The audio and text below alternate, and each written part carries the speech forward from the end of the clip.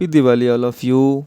दिवाली को हम festival of lights कहते हैं, फेस्टिवल ऑफ लैम्प्स भी कहते हैं।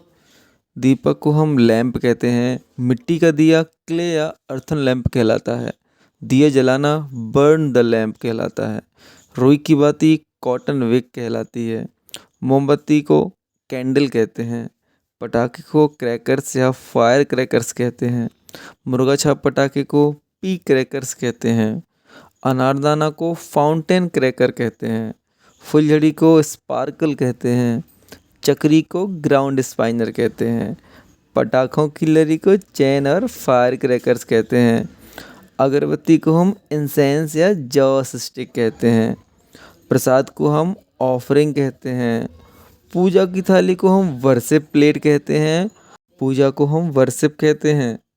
देवी को हम गॉडेस कहते हैं। शुभ मुहूर्त को हम ऑस्पेसियस टाइम कहते हैं। पुजारी को हम प्रीस्ट कहते हैं। सजाना को हम डेकोरेट कहते हैं। रंगोली को इंग्लिश में रंगोली ही कहते हैं। पीतल की घंटी को हम ब्रास बेल कहते हैं और कलश को हम ब्रास पॉट कहते हैं।